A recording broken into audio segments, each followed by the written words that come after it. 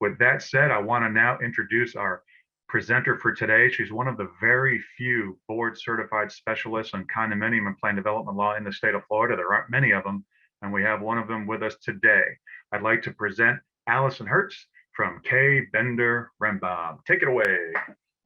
Hi, Jeff. Hi, everybody. Thank you for attending the course today. Jeff, thank you for the introduction.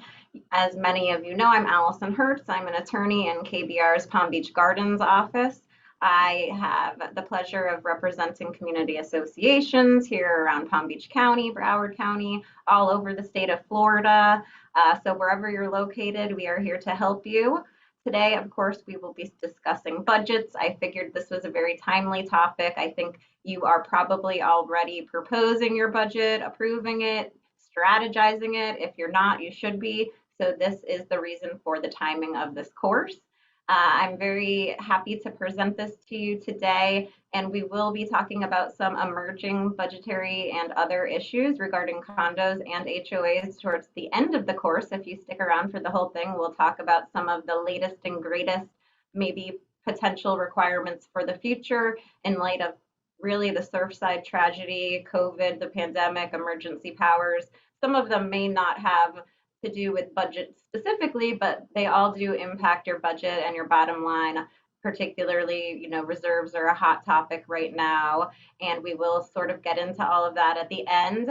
As Jeff mentioned, you can submit your questions at any time. I will try to get to the questions here and there throughout the presentation, maybe when we're ending a topic and trying to get into another topic. I'll take a look at those if possible.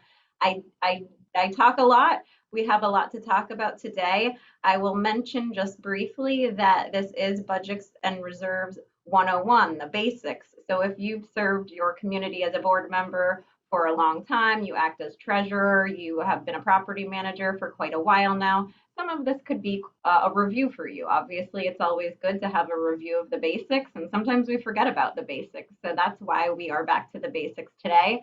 Also, I will mention that I am an attorney, board certified by the Florida Bar in condo law, HOA law, but I am not an accountant. I am not a tax advisor. And some of the questions and, topics today will probably be more geared towards your property manager or your accountant, and we will note that throughout the presentation.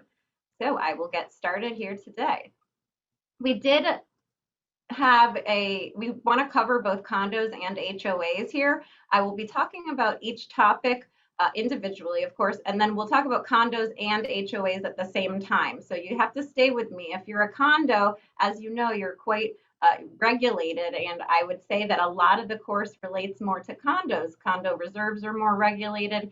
So in terms of budgeting and reserves, HOA members, property managers, you might hear a lot about condos here, and you'll just have to kind of ping pong between both of them, and we'll do the best we can. So just making that clear to make sure that you're looking at the slide concerning condo or HOA, what is related to you and what you do as a board member or property manager.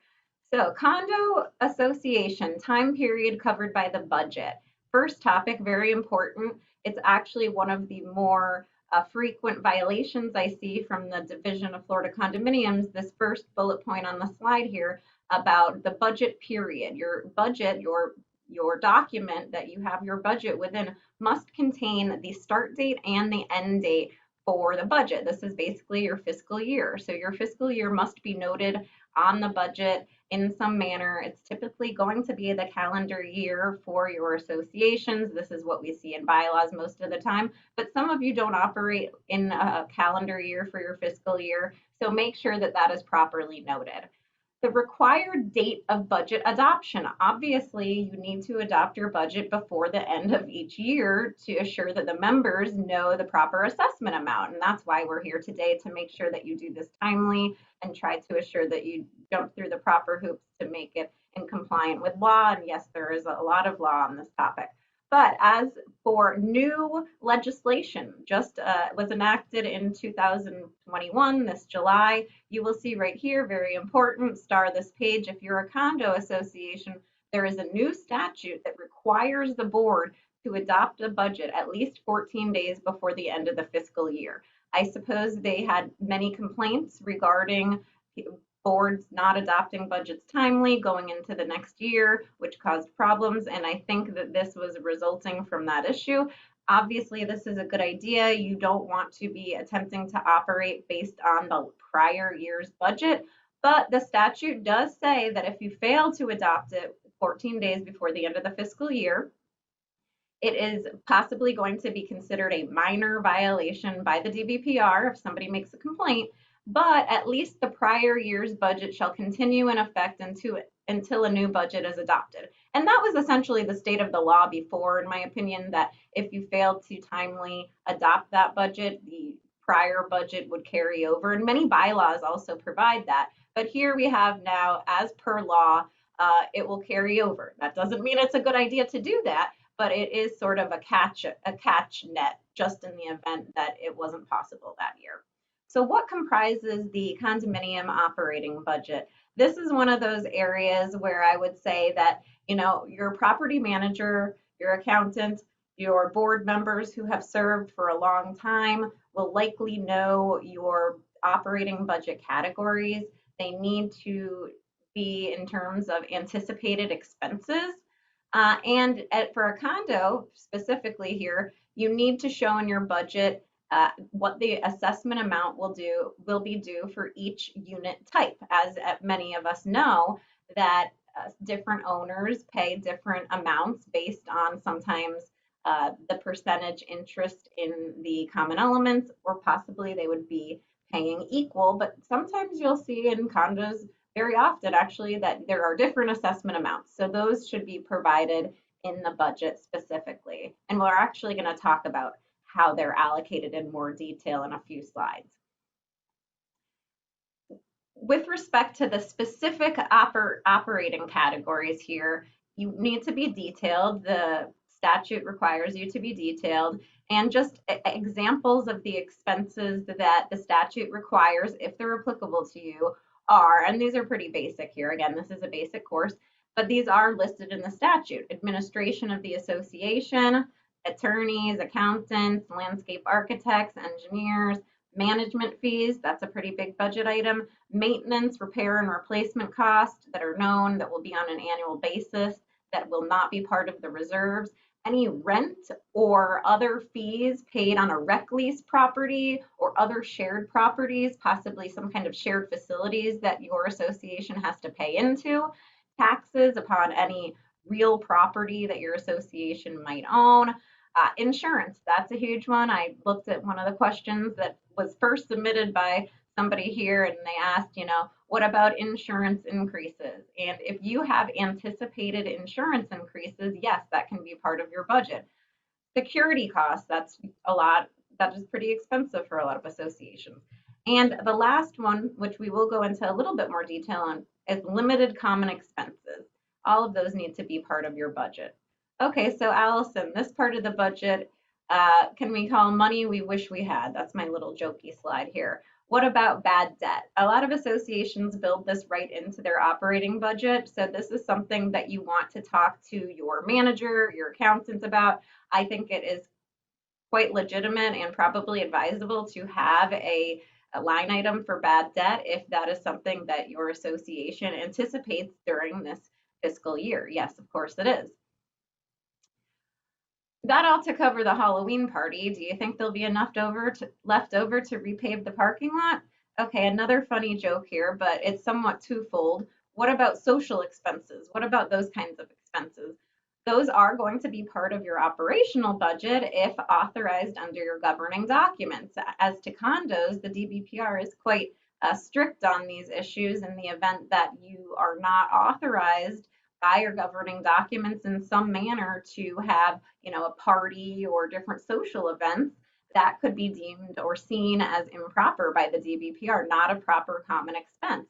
So expenses that are not specifically addressed in your documents as requirements for your association to fund, such as maintenance and repair costs, such as insurance, such as management, other extra added expenses are questionable at some point. And I caution you in expending too much on these type of expenses if they're not specifically authorized by your governing documents So this is one of those issues that I would probably tell you to ask your counsel about if you have questions regarding whether these type of expenses are authorized under your documents. If they are authorized, then yes, they would be part of your operation, part of your budget. So I talked about how you assess. Again, this is all kind of condo. The operational expenses kind of carry over, practically speaking. But as to condos, your budget, your assessments are based on the proportion share that each owner pays per the declaration. And a lot of times it will be equal, but a lot of times, as I mentioned, it will not be equal. So this is something that you probably have ingrained into your budget because these don't change. This is not something that you can change without 100% approval of the entire membership of the association. But realize that this is where those allocations come from. The allocations are usually set forth on an exhibit to the Declaration of Condominium. So if you go to your original Declaration of Condominium and you pull out, Exhibit 1, Exhibit 2, you will likely see a chart of percentages that correspond with each unit type that gives you their share of assessments. Before 1992, if you are in an older condo, and many of you are, it's not really that old, the proportional allocations were not so regulated in that they could be somewhat disproportional and unfair and equitable. As of 1992, in a residential condo, the allocations must be in relationship to the square footage of the unit as compared to the total square footage of the entire condo, or on an equal basis. So that's typically what you will see there. I mentioned, again, as part of the condominium operating budget, you'll also have a line item or a separate breakout section for limited common expenses. These are expenses that only a certain unit owner might pay or a group of unit owners. A good example of this is covered parking. If you have limited common element parking spaces that are assigned and the declaration provides that only those unit owners are responsible for the maintenance of the covered area, then that is considered a limited common expense. Sometimes you'll have this if there are cabana units, or sometimes if there's boat slips. So it's something unique to that unit or a group of units. But the key here is that it's not inherent. Just because somebody might have use of a certain area and it would make sense that they should have to pay for that area at their sole cost. This is a very specific issue that is very specific to each condominium's declaration. This has to be very specifically set forth in the declaration to give you the authority to carve out these expenses and charge them to only one or a group of unit owners. If you have that authority, going back to the budget here, and that's why we're here today, you need to make sure that you actually have these in the budget specifically. I see a lot of times that they are not set forth in the budget as limited common expenses, but they appear to be proposed as common expenses. So this is something to look at if you think your budget needs a little updating in that area. This is a somewhat complicated area of the law, and I'm not going to go into too much detail because I promised myself and I promised everyone that this was a basic budget course, and we were trying not to be complicated in this course, but I do, tend to go there sometimes, and this is a key issue for you if you are in a multi-condominium. You probably know if you are in a multi-condominium already or if you manage one, but if you have multiple different condominiums, many different condos, managed and operated by one association, then you're in a multi-condominium association. That is a very important thing for a budget season. If you're in a multi-condominium, then you need to have separate budgets for each condominium and then one overall budget that applies to the entire association. So a very good example of this is maintenance and repair.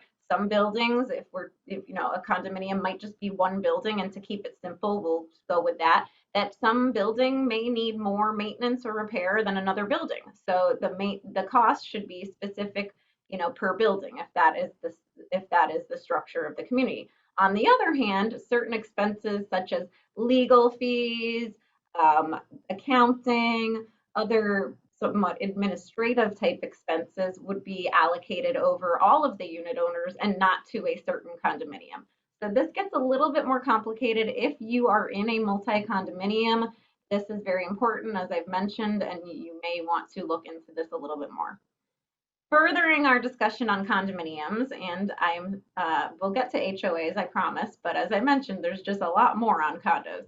We have the 115% rule for condominiums, and I hear about this all the time, that an owner wants to object to a budget and they tell you it's, over 15% of the prior year's budget, and therefore they should be able to approve the budget. And that's usually how it comes across my desk, that an owner is demanding that the membership approve a budget where there's been an increase. That's a very basic way of explaining it.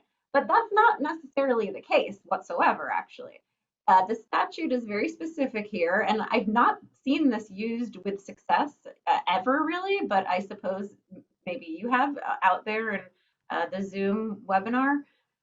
But if your budget exceeds 115% of the last year's budget, and you receive a petition of 10% of all voting interests, then the board is mandated to hold a membership meeting for the owners to consider some alternative budget that they present. At the meeting, a majority of the entire membership must vote in favor of the alternate budget in order for it to take effect. That's a basic process, right? So again, if it exceeds 115% and you get a petition of at least 10% of all of the voting interest, it triggers the board having to hold a meeting for owners to consider this alternate budget. However, there are exceptions to this, which typically lead to the board not having to do that. I think a lot of owners don't take into consideration this exemption, the exception to this statute, that any determination of whether the assessments exceed 115% of last year exclude reasonable reserves for repair or replacement if you've bumped up your reserves possibly, or the key, anticipated expenses of the association which the board does not expect to be incurred on a regular or annual basis or betterments to the property. So there are a significant number of exceptions here to the calculation of the 115%. And in my opinion, this expense that you don't incur on a typical annual basis, such as, capital projects, will likely drop the budget down, and maybe it's really not 115%.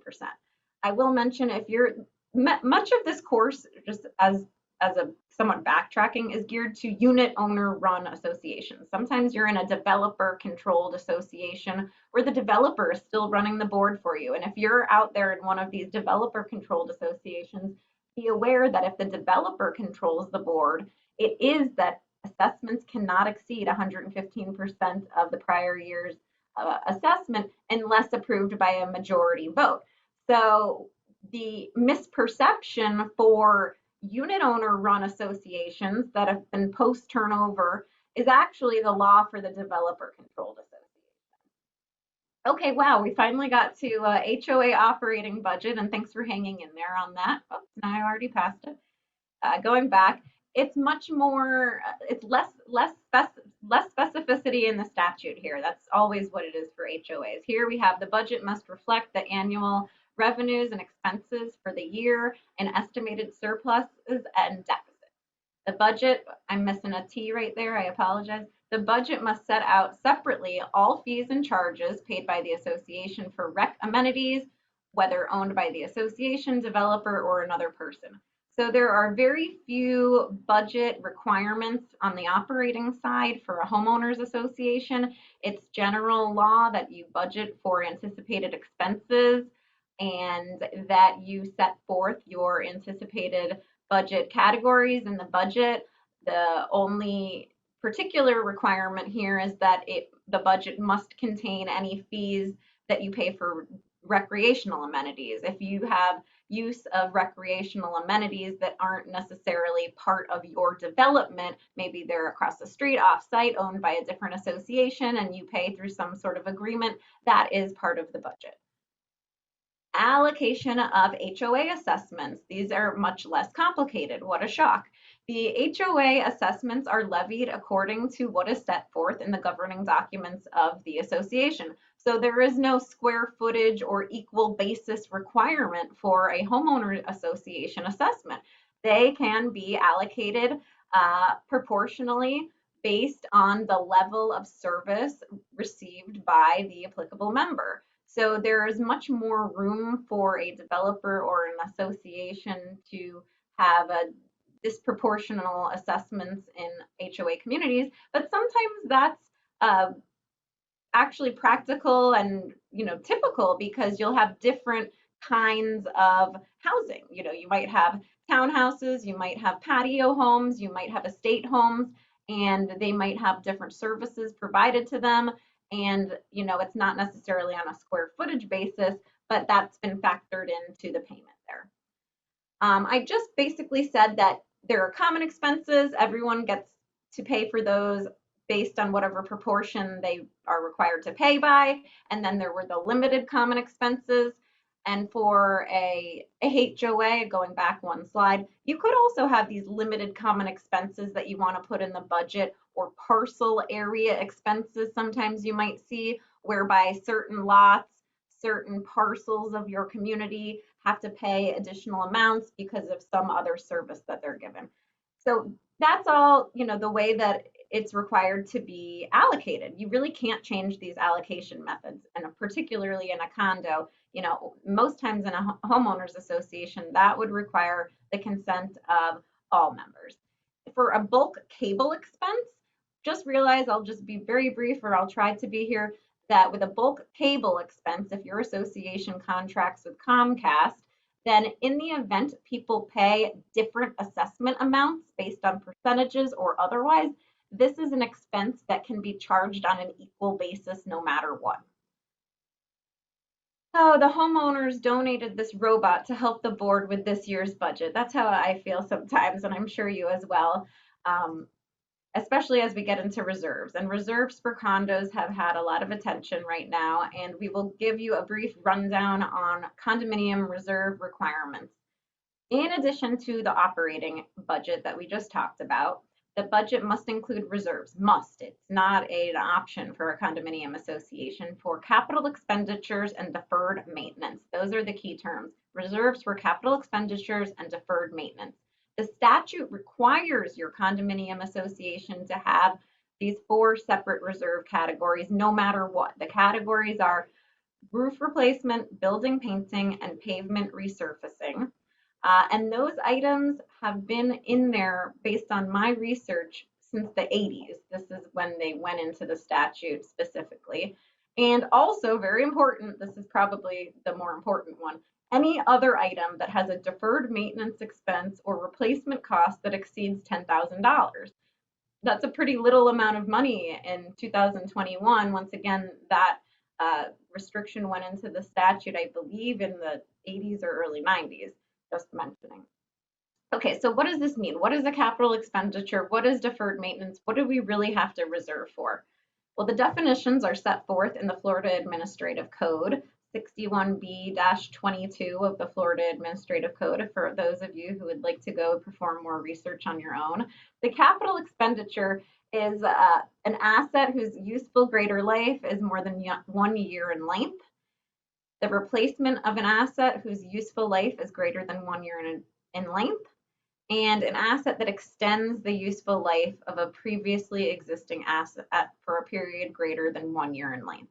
Deferred maintenance. Any maintenance or repair that will be performed less than annually and will result in maintaining the useful life of an asset. Here we go. Those are the definitions that sort of guide us in terms of what should be a reserve component and what should not be a reserve component. Again, I'm not a property manager, I'm not an accountant, I'm not a reserve specialist, and you're asking me, how do you fund the reserves? Is a reserve study required? How do we know which components that we need to reserve for? Well, that is a very unique question to your particular building. Obviously, if something is going to cost more than $10,000 to replace, that is a pretty easy one. It's the other issues that are more difficult, such as I saw a post already about landscaping, and clearly in the news lately is concrete restoration and other types of restoration expenses that are very difficult to predict as to when you might need them or what their cost would be, right? The amount to be reserved must be computed using a formula based on the estimated remaining useful life and estimated replacement cost or deferred maintenance. So estimated remaining useful life of, a window may be feasible, but what about a balcony? Is there an estimated remaining useful life for the concrete of a balcony? That is something to discuss with a reserve specialist, accountant. These are issues that we've been discussing and part of the group that I've been helping to support, the Florida Bar's Condominium Life Safety Task Force on the Surfside disaster. I've been meeting with the Florida Bar, and we have a task force to try to address some of these issues. And they are taking a look at reserves in detail, building inspection reports, and I'll talk more about that at the end, hoping that we have time. The funding methods or formulas required to calculate all of the reserve fund components are straight line, when you look at each asset individually, each component individually, or pooled reserves. I'm sure you've heard about this. And again, I'm not an accountant. I'm not going into excessive detail here, but we will discuss what those mean. Is there a reserve study requirement? There is currently no reserve study requirement. You're supposed to reserve based on the estimated remaining useful life or estimated replacement cost. If you're a board and you want to use your own business judgment to make these estimations, that is acceptable as long as you do it reasonably and not in a reckless manner. You may also consider, and I strongly recommend, that you do hire a reserve study company to come out to the property and assess the remaining useful lives and replacement costs of your major building components. That will give you a much better assurance regarding whether your funding levels are actually accurate. But no, there is no current reserve study requirement. Will that change? Yet to be determined, speculating that there may be for certain associations. We'll talk more about that.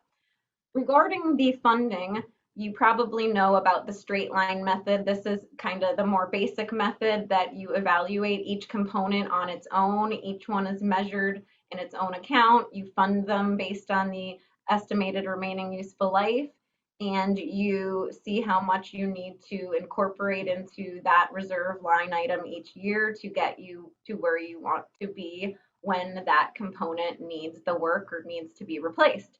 That was the only method for reserve funding for a long time. And then finally, I believe in the 90s, the Florida Administrative Code that governs this was amended to provide for what are known as pooled reserves. This is a system where you have one account and you have it for more than one asset, and you contribute to the account to assure that each asset is funded based on its estimated remaining useful life or replacement cost, but you don't put in as much into the pot than is needed to cover each asset at the particular time. I think a lot of associations like the pooled reserves because they end up contributing less money to the pooled reserves.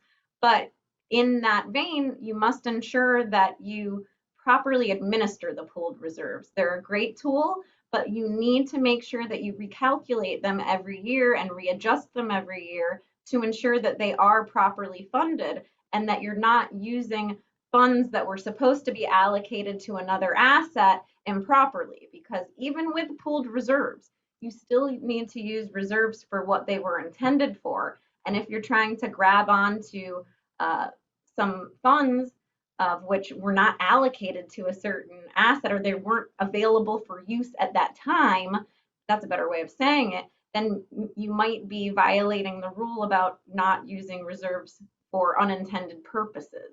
So this is a very detailed area, something that I would definitely recommend you discuss with your accountant. Pooled reserves, are much more of an accounting issue than a legal issue.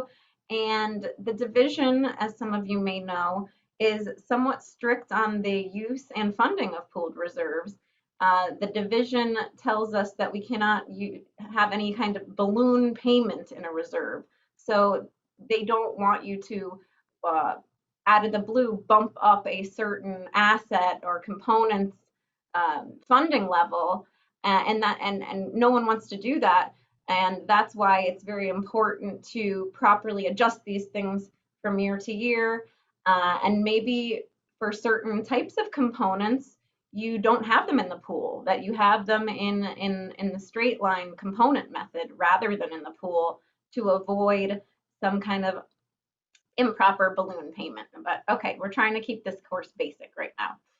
Condominium reserves are always restricted. That's what I was harping on just a moment ago, that you cannot use reserves that were set aside for your roof for another purpose, such as plumbing. That is not authorized without the consent of the owners. If you have a pooled reserve and all of this is in the pool and you have the money available, then that may be a ability to grab onto that without violating this provision. But you have to really take a look at that and make sure that the levels all match up and that you're administering your pool properly. If you have reserves, let's say for your roof, and you have a plumbing disaster and you need $50,000 and you don't have time to adopt a special assessment, you don't have operating funds, you can take a vote of a majority of a quorum of the membership of the association and use reserves for other purposes. Please keep that in mind, that this takes a vote of the membership of the association. It also requires you to provide for certain disclosures on the proxy or document that you are asking the members to sign in order to transfer the funds over, realizing that the transfer could result in unanticipated assessments at a later time. Let me check the questions a little bit. Let's see. Oh, they're pretty specific, so I'm going to get to those later on. HOA reserves, let's touch on that.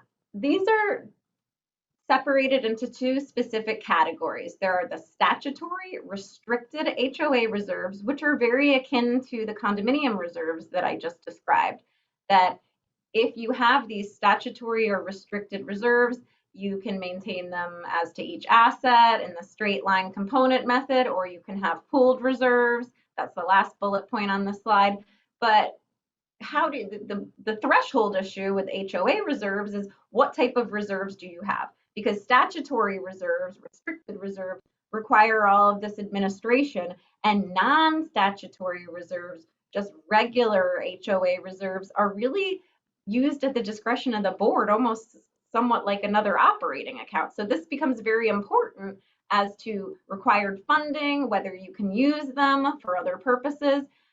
As of July 1st this year, the statute was changed. This is another law update here, that it tells us now that you have statutory reserves only if a majority of the voting interests of the association voted to establish them.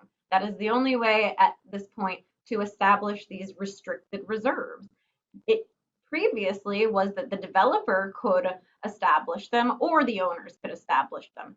But there were a few developer cases where developers got on the hook for having to pay associations back for reserves that they didn't fund.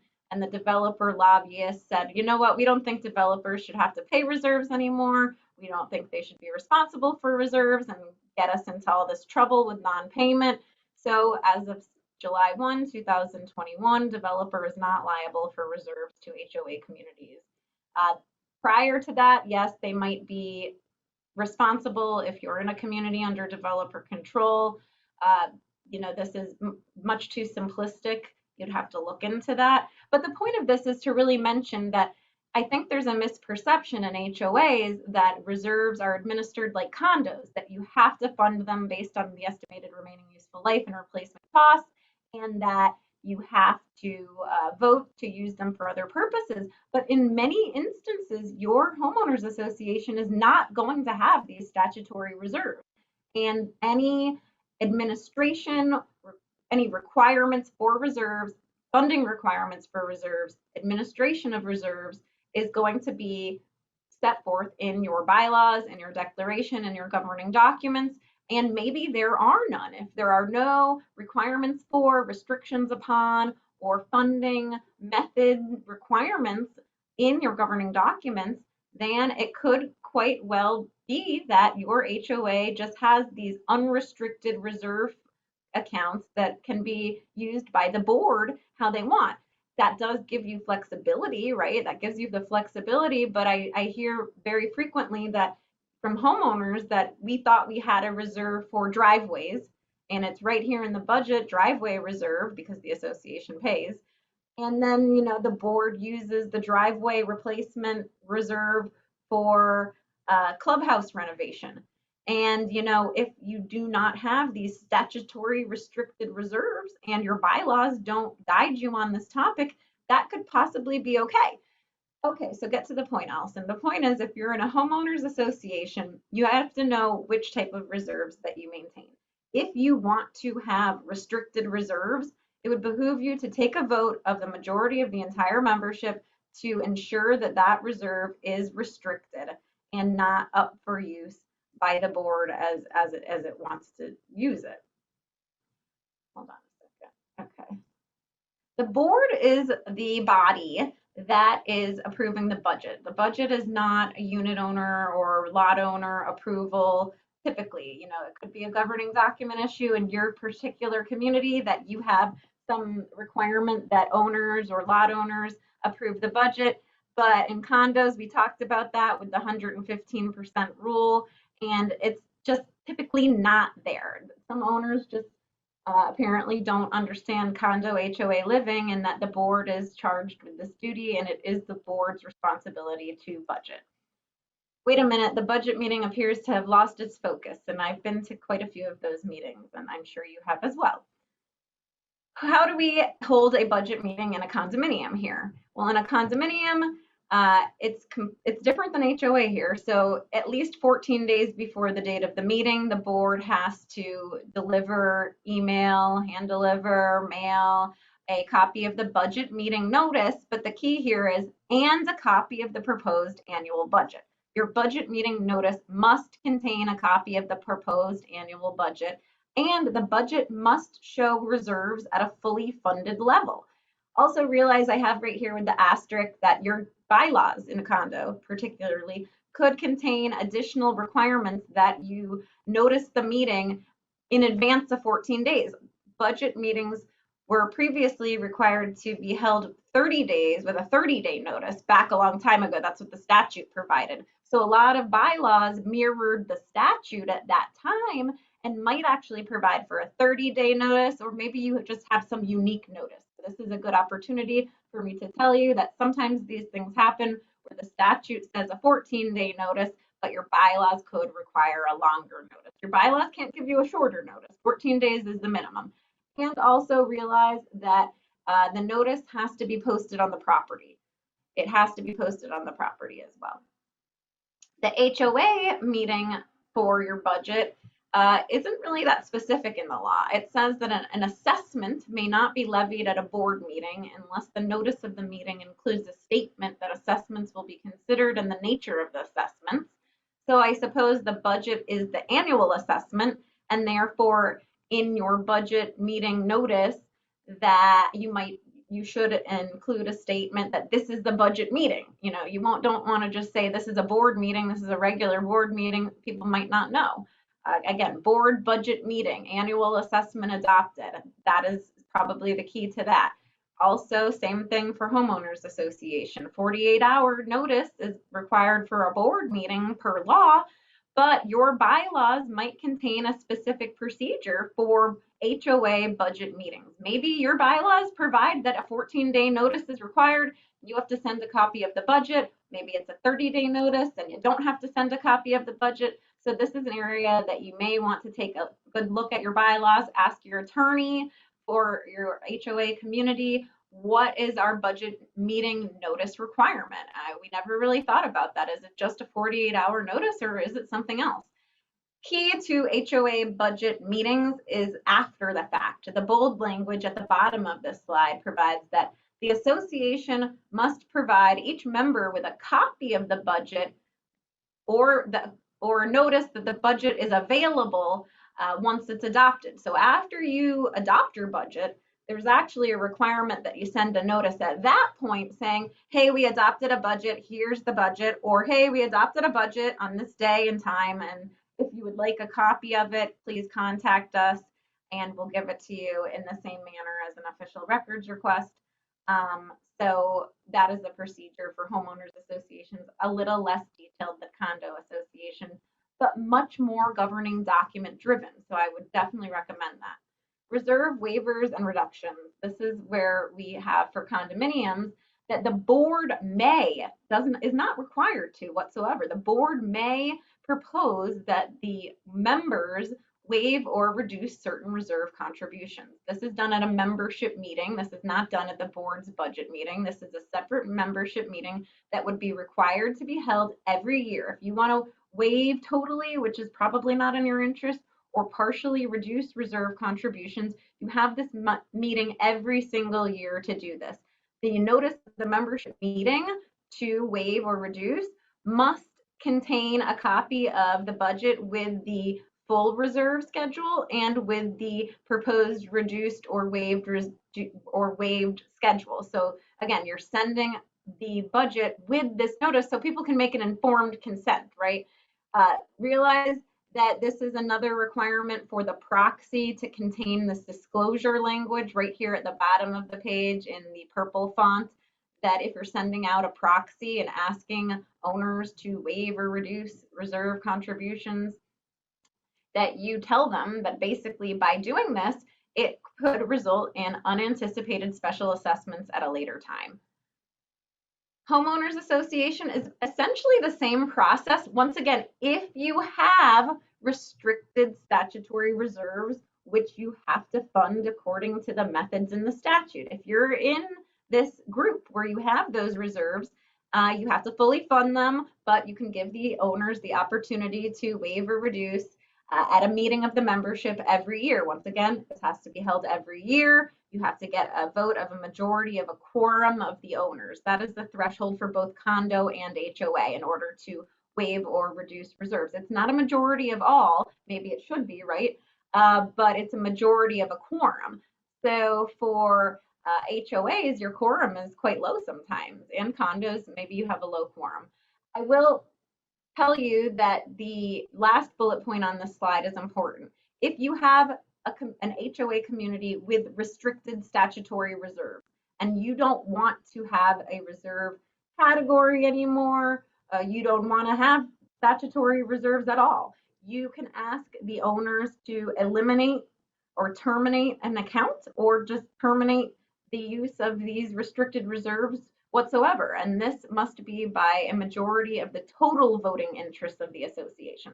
So just to summarize the HOA law, in order to implement these restricted reserves for HOA or terminate the particular reserve funding for an item or terminate these restricted reserves, you need a majority vote of the entire membership, which is quite a lot. I feel that, you know, maybe it should be lowered in order to actually have a reserve.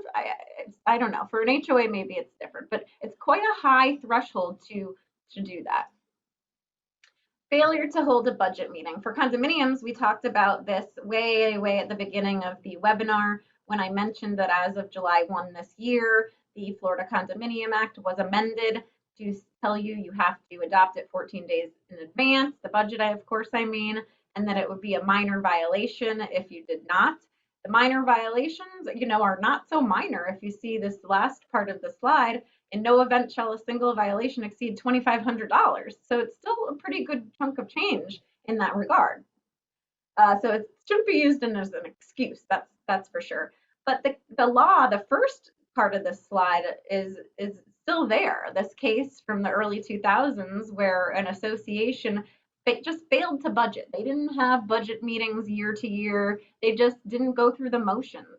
I maybe paid the same amount every year. Again, this is a HOA case. The court and somebody didn't pay, and they tried to collect against this person, and the person raised defenses in the case saying, well, the association didn't properly budget. And the court said, you know what, association, you had the burden to establish that you properly budgeted and adopted these annual assessments. And if you can't show with documentation that you did that, that could jeopardize your right to collect. So in terms of talking about budgets and assessments, it could be that if you fail to comply so much that you just don't have records, it could really impact your community in a negative way. You won't be able to collect your assessments that pay for all of your amenities. Special assessments and pay for your maintenance and repair, even more importantly. What's a special assessment? I don't know, but special means it's good. No, right? We all know this. We all know better if you're here today. A special assessment is actually defined in the Florida Condominium Act as an assessment levied against a unit owner other than the assessment required by a budget adopted annually. So our budget is regarding anticipated expenses. Our special assessments are typically unanticipated expenses that are not funded by the budget. There is no inherent authority in the Florida Condominium or HOA Act to levy a special assessment. There's nothing that says you can't have a special assessment. So it's just not in the statute with very much specificity. It defines special assessment. It gives us some notice requirements for special assessments that we're about to talk about, but there is no real authority for an association to have a special assessment. You would really want, if you're gearing up for a special assessment in any manner whatsoever, you want to consult with your attorney. This is something that you want to be able to collect. You want to make sure you adopted it properly. So you need to look at your governing documents to make sure that you have this authority or that you're on the right track if it's maybe your governing documents don't address it. So this is something very important that you have to look at your governing documents, because is owner approval required for special assessments? Some governing documents might contain limitations on the board's authority to impose special assessments for various types of expenses. Maybe you have owner approval if it exceeds a certain amount in a calendar year, if it's more than a certain cost above some other trigger. So again, this is a very specific document issue. If you have a maintenance repair need that's necessary, that's imminent, that you have to do balcony restoration or else your building is going to fall down. There are cases here in Florida, the district DCA cases, appellate cases that might help you out in terms of creating a defense to overcome that purported limitation. If you have necessary repair costs that you must fund, I definitely recommend that you reach out to your attorney to evaluate an assessment without the owner approval, because it frankly is just necessary to assure the safety and welfare of the condominium, particularly. So that's something to talk about. If you have restrictions on special assessments in your documents and you want to do a lobby renovation project and there is a voting requirement for special assessments related to that type of issue, yeah, that would be enforceable. That's not some sort of necessary maintenance type of matter. And that's why this gets, very fact basis, right? It depends on the varying facts of your governing documents and the exact expense that you're trying to fund. I will say that under emergency powers, when the governor declares a state of emergency here in the locale where you're at, the statute does specifically provide that even if authority is not contained in your declaration or you have limitations on assessments in your declaration, then the board can adopt a special assessment in any event. So if you had a need for a special assessment after a hurricane for reconstruction or other matters, and it was related to the state of emergency, that's something that you could be more assured about the validity. So check your the point is special assessment authority is not inherent. Check your governing documents concerning what type of authorities your board has with your attorney, and make sure that the facts that you have fit your authority within your document. If it's a necessary expense, that might be something to investigate a little bit more. You might have to have an engineer back you up, give you a report that this maintenance need is necessary. And these cases might allow you to overcome some kind of purported limitation. Special assessment meetings, if you're going to be adopting this unanticipated assessment, that you need to provide a proper notice. This is very, very, very, very important when it comes time to collect on the assessment. If you are going to have somebody not pay, unfortunately, and you send it to the attorney, me, hopefully, or somebody here at KBR, you say Mrs. Jones didn't pay, or whoever you deal with, any reputable firm is going to ask you, okay, well, where's the notice of the meeting? Did you do this properly? So in order to adopt a special assessment in condominium and homeowners association, I'm going to double up here because we're coming to the end. You have to provide written notice 14 days in advance. The notice has to contain the estimated cost. You don't want to go too low here. That's you want to have your ceiling. You can always adjust it at the meeting. Estimated cost, $100,000, and purpose, resurfacing the tennis courts. Maybe you should have had it in reserves, but you don't. I'm just having an example here. And you have to have the estimated cost and purpose of the assessment on the notice. It must be sent 14 days in advance. It must be posted on the property. And I strongly recommend that this notice also contain a bullet point for the repayment terms. Not only are you adopting this assessment, yes, you're adopting an assessment for $100,000, but at the same time, you probably want to have another agenda item to say how this is being repaid. Is it going to be due in one lump sum on December 1?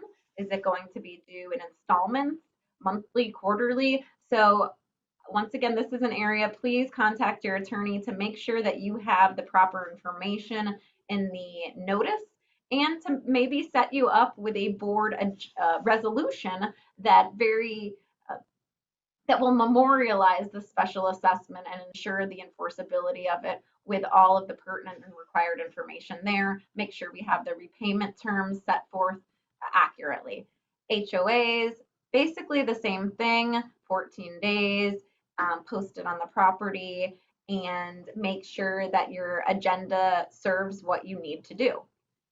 In a condominium specific, thought I was done with that. In a condominium specifically, you have to follow up with the owners after the meeting and send them notice that you've approved an assessment and say when it's due and the stipulations as to payment. So you can't just approve it at a meeting and not send a payment request. In a condominium, the statute specifically says that special assessments can only be used for the purpose of which they were for. If you have a special assessment for this tennis court project, you can't use it for plumbing. That does not work. Special assessment surplus. Maybe you adopted the $100,000 assessment and you only used 75. You have a surplus now. The statute in a condominium specifically addresses this. This comes up all the time. It allows the board, who administers the association, to either return the funds to the owners who are there at that time of the surplus, not previous owners, or apply the surplus to the current budget. So they have an option. Typically speaking, we don't see a lot of cash payments back to owners, and it typically is going to be applied as a credit towards future assessments. Some miscellaneous here, and I know we only have a couple minutes left. In a condominium, your assessments cannot be less frequently than quarterly. Some HOA communities, you may realize, only have an annual assessment due possibly January 1 for the entire year. Biannually for HOA, that is all per your governing documents. For a condominium, no less frequently than quarterly. We see quarterly or monthly in condos. Committee meetings for condos and HOAs, sometimes you will need to notice those in the same meeting as same manner as board meetings. If in a condo you're making recommendations regarding the budget, or HOA, somewhat pertinent when a final decision is being made regarding the expenditure of association funds. Those two committee meetings must be noticed as board meetings, essentially, and you have to conduct them as board meetings. Owners are allowed to attend. They can speak on agenda items. Here we have a proposed reserve investment bill from last year. Last legislative session, we had a bill that would require and allow in certain circumstances condo reserves to be invested in the market. So we will probably see this back this year. It's dangerous in my opinion for a lot of reasons. You know, you carefully reserve, you get this money in, and it would be a shame to have it jeopardized by an untrustworthy investment advisor. So we will likely see this again this year. Of course, we will, you know, continue to keep you updated on all of this at KBR. I am very in tune with condo legislation, working with the Florida Bar in these groups and our legislative committee. And lastly, I know we only have a couple minutes left, and I'm sure, Jeff, if we could stay on, you know, 5 or so extra minutes to take some of the questions, but I would like to just briefly go over some emerging issues that I can share with you from my experience in working with all of these groups and analyzing current law and matters for the future, really.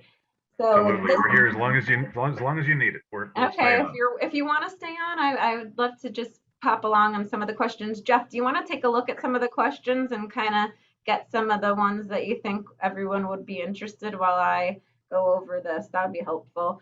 But here, as you may know, Palm Beach County, Boca just enacted a building certification requirement. In Miami-Dade and Broward, obviously, we have the existing 40-year building certification. But in light of Surfside, we have seen other municipalities and counties looking at requirements. I know that Boca Raton, the city now, just enacted a new requirement for a 30-year building certification for buildings, I believe, I'm being oversimplistic here, 3 stories or more, 50 feet or more. So that will start to be implemented. I believe they are going at the easterly condos first and will work their way west. In Palm Beach County, I know that the building department has proposed, this is in very, very early phases, a 25-year and 35-year building recertification, I want to say. 25 years for buildings east of 95 and 35 years for buildings west of 95. Again, no need to panic here yet. I mean, this is very early phases, but you might want to think about increasing your budget for some of these inspection fees, whether you do it on your own and you have your own report, or you know, you're anticipating that you will need to perform certain work at this point. That's going to be on your radar. Additional reserve requirements. Will the law be amended to prevent associations from totally waiving or reducing reserves? You know what? It's a possibility as to certain components. Maybe there will be a requirement where associations must, you know, they're not given an option to waive or reduce reserves for safety equipment or other structural components. The other side of that, and I briefly touched on this in the earlier slides, is some of the restoration is not easily anticipated or calculated. That you're not replacing your building, that doesn't make sense. You are maintaining it, and to get to some of these contributions is a very difficult, I guess, equation. But I think that is what we will likely see in the future, possible reserve requirements, and maybe that you cannot waive or reduce as to certain components. Obviously, we see our insurance costs going up. That is no question. We all have seen that. And will there be greater insurance coverage requirements for condominiums? You know, we do have property insurance requirements in the Act. We have fidelity bonding insurance requirements in the Act, but we don't really have liability insurance. You know, your association is not required to obtain the insurance that the declaration requires. You know, if your declaration says you have to have liability insurance, you have to have directors and officers insurance, yeah, you have to do that. But frankly, there's no requirement of the statute for associations to maintain that insurance. Maybe we will see clarifications to the property insurance requirements that require certain deductible amounts or require different coverage levels. So yes, I foresee that in the future. I also foresee, maybe we'll have some amendments to the statutes that specifically address these special assessments. I talked about there's nothing inherent in the 718, 720 that authorizes a special assessment, and that's not in anybody's interest. So I think it would well serve the unit owners, particularly of condos, if the statute could provide that necessary maintenance, repair, and replacement may be funded by special assessments by the board. And the board, you elect the board, they're elected to administer the condo and make these kinds of decisions in their reasonable business judgment, obviously reaching out to professionals. Potential greater disclosures to unit owners and prospective purchasers. Somebody, was just telling me today that building inspection reports, engineering reports, don't have to be posted anywhere. The website requirement currently does not require that, building inspection reports, if you're in Broward or Dade, be posted to the website. Maybe the website, if you have to have a website, it should require certain reports be posted. I know that in Aventura and other local municipalities, they are implementing public portals where you can go to the municipal website and grab a hold of reports, searching by name of the condo. So I think we will see greater disclosure requirements from associations and municipalities just doing it on their own. What do those entail? They entail, maybe more associations will be required to have websites. Currently, right now, it's condominiums of 150 units or more. Will that be reduced to 100 to 50? I have a good, that's very well likely, whether it's this year or next year. I'm resistant to tech, and Jeff, that I'm not a tech person, but I do see the websites as providing so much enhanced disclosure, because we all know the records request process, and particularly for an owner now, is not easy sometimes for you to get a hold of the records that you need and want. So we'll see additional website requirements, and then maybe even we will see at some level a requirement that all records now be digitized.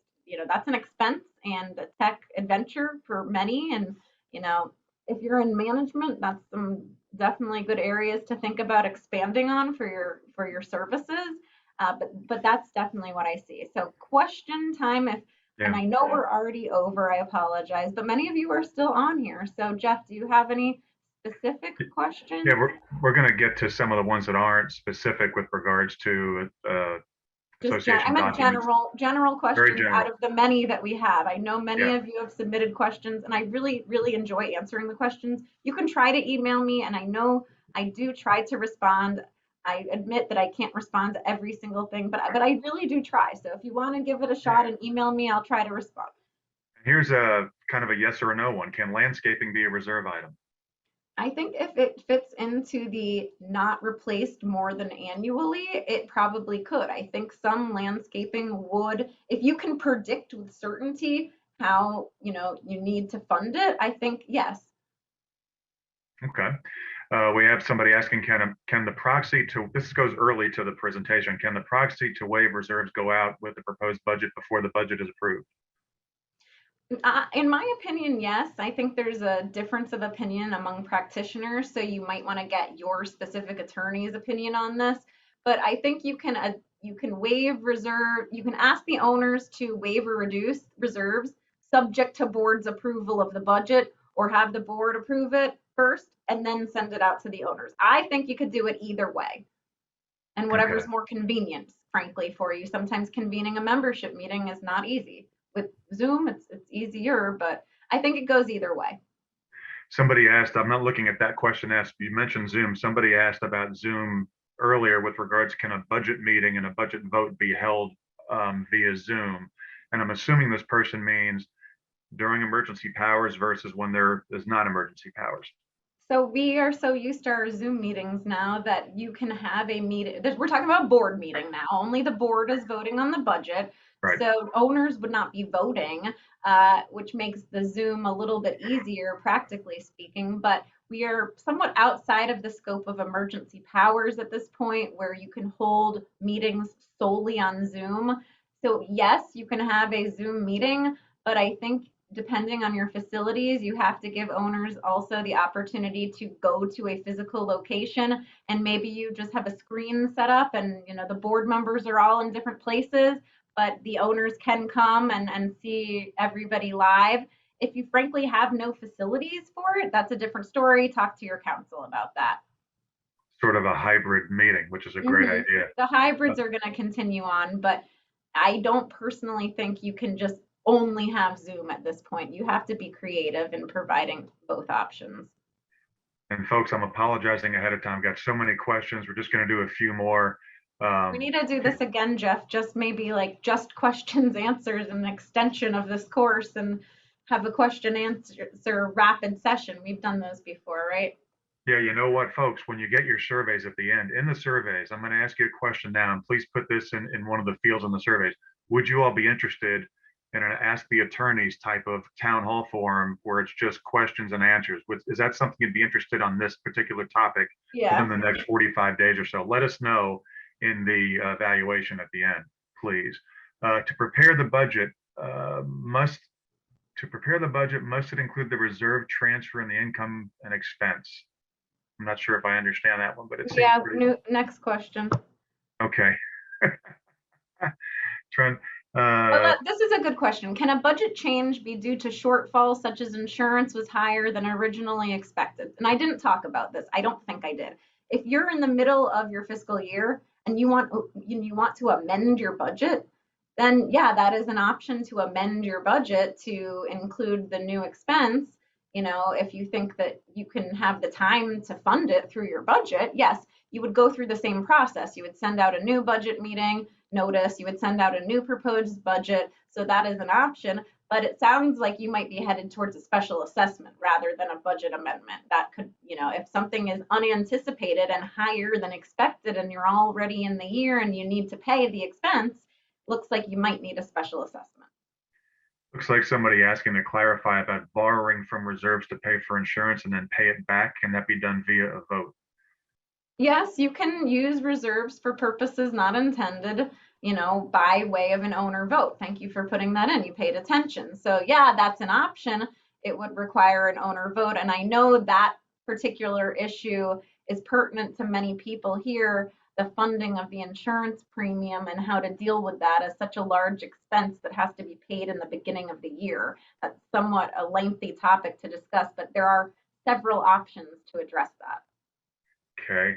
This one doesn't seem too specific. If an HOA has a line item reserve that is scheduled to be done, but there isn't enough money in the reserve, can the HOA delay the project until enough money is collected? I guess this is something if it was on the schedule, but then they find out the reserves aren't properly funded, can they delay it? Well, the delay is, up to the board in terms of whether it's going to be safe operation of the property or whether this is some kind of like huge safety concern. If you're aware of some issue that's going to cause damage, foreseeable injury or damage, I would say that don't delay it and, adopt a special assessment to fund the overage here. Because that's like a compliance versus an expectation type of thing. It really depends on what you're talking about. But yeah, you don't have to spend money in your budget that year. I mean, sometimes projects just don't get done because there's not enough contractors available. You wanted to do a project this year and it just didn't get done because availability of workers. So yes, there will be certain times where you will postpone it just in a matter of practicality. But keep in mind, you got to be safe here. Let's do a couple more. This is a simple yes or a no, but very pertinent for everybody. Is there a limit on how much an HOA can increase its operating budget yearly? I don't believe in the statute, no. It would be a governing document issue. And just to mention, actually, if you're in a developer-controlled HOA, they cannot do a special assessment without the approval of the non-developer owners. So that's something to look at if you're in a HOA developer-controlled community. think we need to look into doing some more cooperative stuff too. We had a larger number of co-op people here today, so Lewis will certainly address that and talk with the team about presenting some cooperative stuff going down the road. Thank you for that comment. Let's see here. Do you see anything as I scroll down? Can painting in a condo be a reserve item? I believe it could. Well, painting can it must. It's one of the three required categories: painting, paving, and roofing. And painting is very important. Everybody's been watching webinars lately. It encompasses your waterproofing. So for a condo, that is probably one of the more critical expenses or projects that you will be undertaking, because that is what keeps you airtight, watertight, saves you from having to restore the building more quickly. So yes, I would definitely put that as part of your reserves. And here's a good one, actually. They're all good. I didn't mean the word, can a special assessment amount estimate be a range? For instance, they have not selected a contractor and plan to do both at the meeting. I guess this is more of a due diligence question. Yes, I think it could probably be a range or a contingent amount that's triggered at a certain time, and then the board sends notice of the exact amount.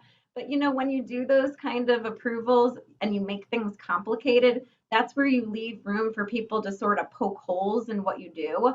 So yes, while you can be creative and probably get that through in the way that you're, desire, is it the best way to handle it? Maybe not, just from an enforcement type perspective, if people always object to your board actions. So I think, we're already over time to sort of leave it with that. A lot of these budget issues are very unique to your community, whether you're a condo, whether you're a multi-condo, whether you're an HOA that has, different levels of services and amenities per, sub association. Please get with your property manager, your attorney, your accountant to discuss any of sort of the gap fillers that we did not discuss here today. Again, I really meant for this, or I tried for this to be a basic course and just go through the basic budget components and review for quite a few of you out there. And I hope you found it very helpful. I really look forward to answering more of your questions, whether it be on an Ask the Attorney, another webinar. I will be back here October 28th. Right. In about a month. Is that it, or is it the 23rd, Jeff? Oh gosh, I don't have it in front of me. You caught me. Okay, well, I will be back here in late October to do an elections presentation, because that will be when we are in high gear of election season. That gives you a reason to go check out our website, kbrlegal.com. Click on the calendar tab, calendar of events, and we hope to see you at some of these upcoming trade shows as well. Please fill out the evaluation. Let us know what else you want to hear about. I love doing these things, and I hope you enjoy your week. Thank you so much for coming and attending this course.